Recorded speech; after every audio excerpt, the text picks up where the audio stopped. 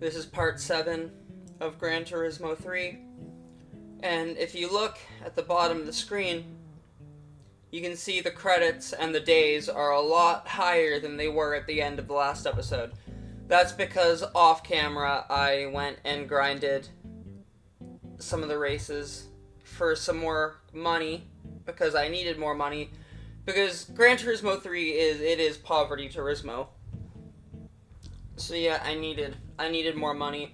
So I went and grinded the same race like 10 times to get enough money to buy a sorry, I thought the preview window was being all stupid there. Alright. Basically, I grinded up enough money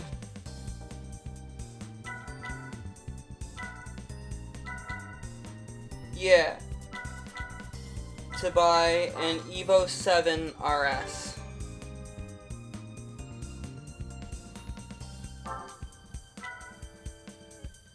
So I'm gonna buy it. 25,180 credits. I have 27,185. Let's get it. That jingle is so satisfying, the little vocal thing that plays when you buy a new car.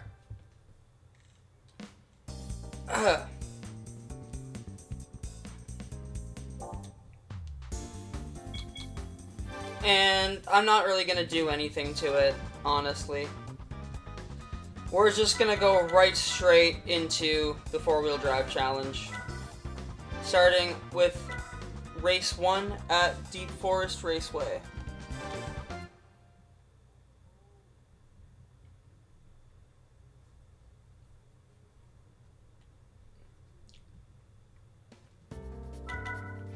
And like with every new car, let's do this. And let's go.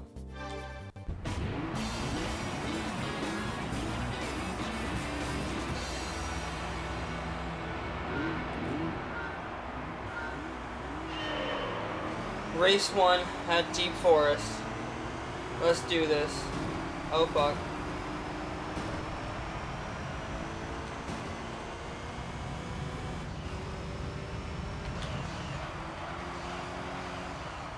Oh right, this is a 4-wheel drive car. It can handle second gear.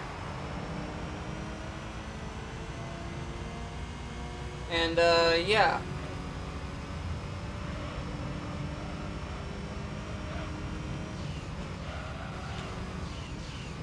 I'm gonna try not to focus on the preview window, but I'm always kind of nervous about the preview window. But I should just focus on the game. Just focus on the goddamn game.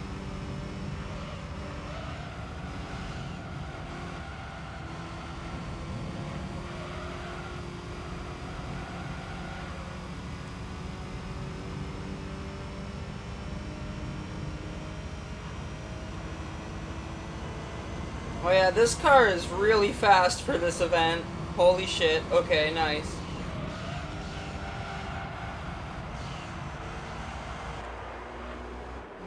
Love that.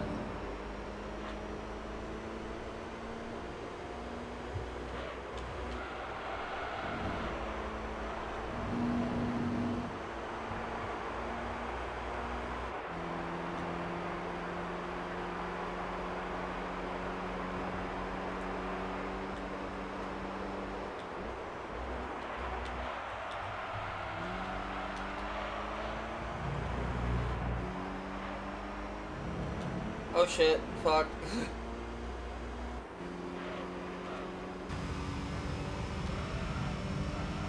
Alright, yeah, this car is, whoa, shit. Careful.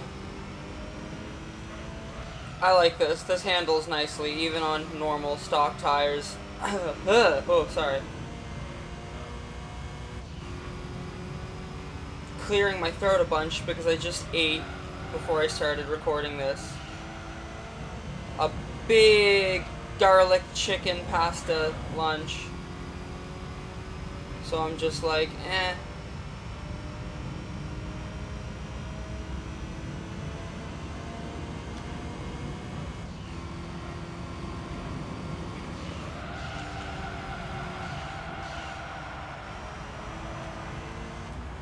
Whoa, shit. I did not mean to downshift a second there.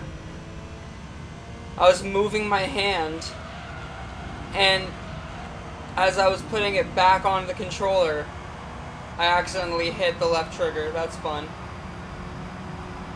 There's the win.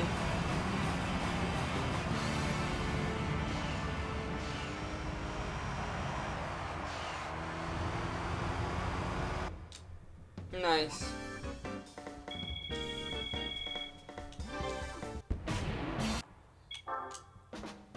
And I'm not going to save that one for the thumbnail. I'm going to save a different one.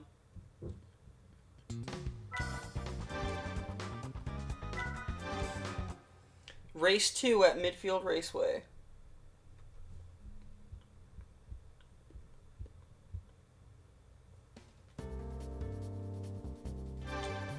Let's go.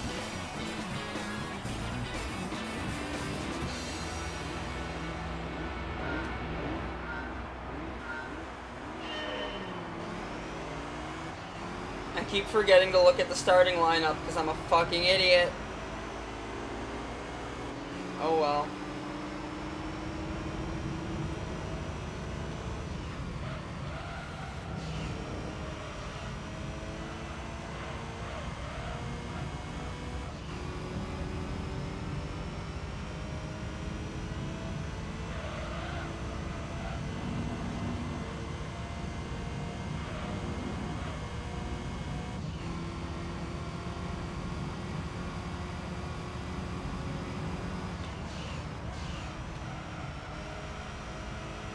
GT3's physics engine, oh my god, it's so good. Whoa! I went off a little bit. Right as I was trying to say the physics engine is so good. It is. This game has a really fun physics engine. It feels similar, very similar to GT2's physics engine. Just with PS2 graphics, like very updated visuals. And there is like a little bit more nuance to the physics engine, but it's also like at the same time it's very much clearly still like just an evolution of the PS1 physics engine that they had. GT4 is where they really began to to rebuild the physics engine from scratch pretty much.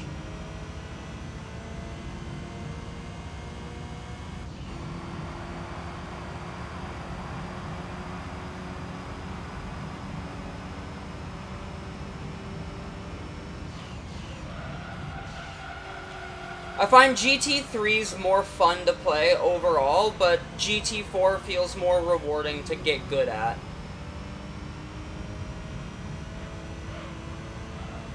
Like, once you get good at GT4, the learning curve that game starts with, after you've played, like, the first 3 for so long, GT4 is a steep learning curve compared to the first 3. But because of that, it's so much more, like, satisfying and rewarding once you learn it and get good at it.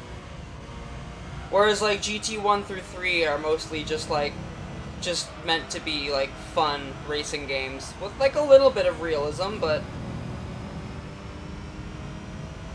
I don't know how to explain it. They're definitely still like way more simulators than like, you know, a Need for Speed would be, you know. That's an arcade for sure, and GT is definitely more simulator than that, but I find GT4 was the first one where they really tried to take the realism side of it seriously. I find the first 3 Gran Turismos, like, the physics engine was a lot more balanced for, like, fun.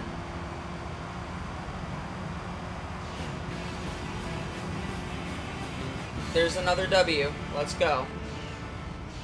Because this car is OP for this event.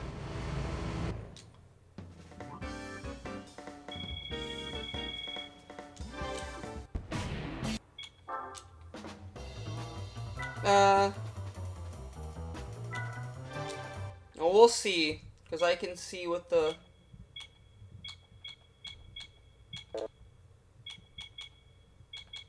Yeah, sure.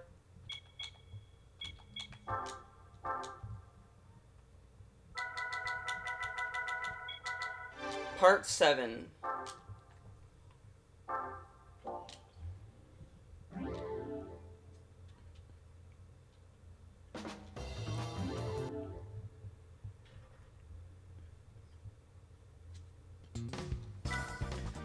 And the final race of the championship, Special Stage Route 11.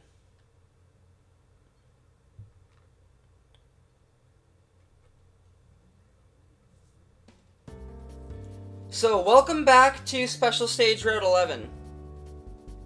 I don't think we've been here since GT1, because this track was not in GT2. This track is completely cut out of GT2. We didn't drive here at all in GT2. The all-night endurance race in GT2 had to take place on Special Stage Route 5, because this wasn't in the fucking game. Hiccup burp, sorry. GT3 brought it back. Let's go. Although, if you look at the map, I don't know if you can tell from just looking at it without having the GT1 equivalent, the GT1 variant, on screen right next to it, but there is a slight difference to this version of the track, and I'll point it out when we get there. But there is a slight difference to this version of the track compared to GT1. And yeah, I'll point it out as soon as we get there. There's a wall. I thought I could kind of just lift through that turn, but nope. It is what it is, though.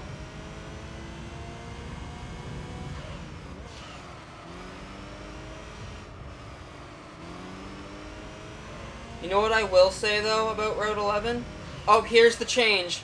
We're not going down there anymore, although you can still see that section there. It's still rendered from the GT1 track, but we're not going down there anymore. It's blocked off by construction, and we take a detour through here. Oh, we no longer have to deal with Death Chicane. So Death Chicane is completely gone because of that detour there that we just went through. And that's the difference that I wanted to talk about.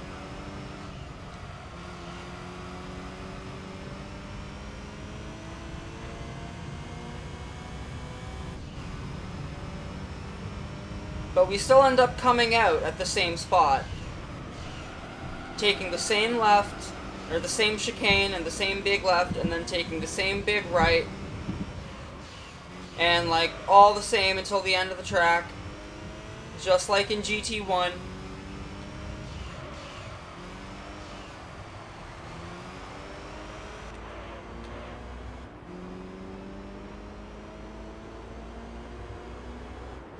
So yeah, it's oh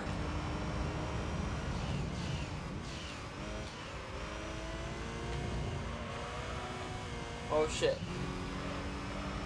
Yeah, Route 11's back, and basically it's much easier to deal with now than it was in GT1. It is so much easier of a track to deal with now. It's still a difficult track, it's still really technical, but with the improved physics of GT3 over GT1, and also the lack of Death Chicane, it is so much easier to handle this track nowadays. Although I do still see fuck-ups like that on occasion.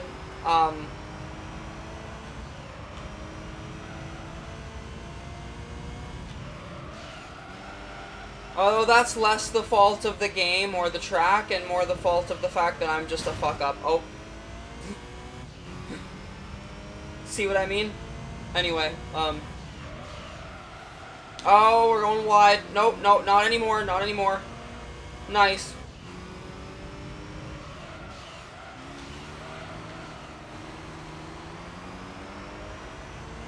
You got this.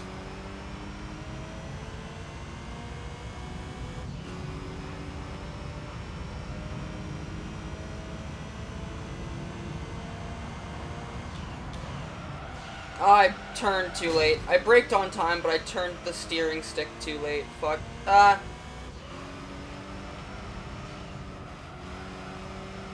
Yes, I said steering stick instead of steering wheel because I'm using a controller, not a wheel. I wish I had a fucking wheel, but I don't have enough room in my apartment for a wheel setup, so I don't have a wheel.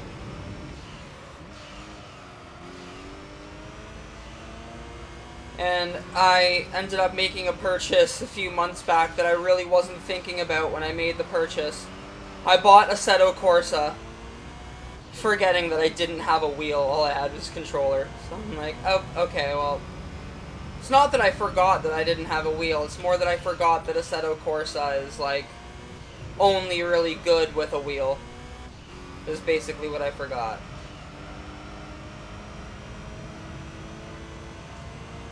Whereas Gran Turismo can be played with a controller just fine. I mean, Assetto can be played with a controller as well, but it's a lot harder. There we go.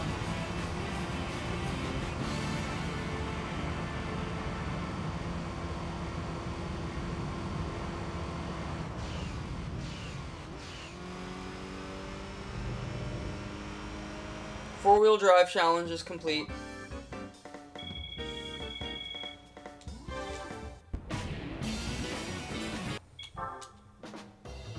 And let's get our prize car.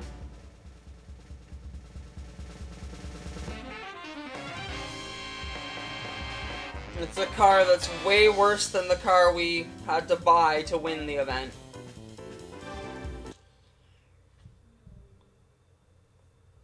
But it is what it is.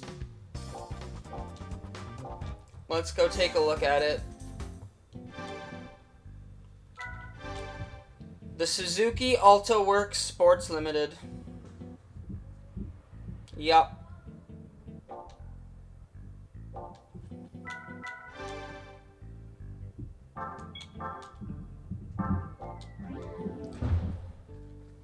Well, thank you very much for watching this episode of Let's Play Gran Turismo 3. I'll catch you in the next one. Bye.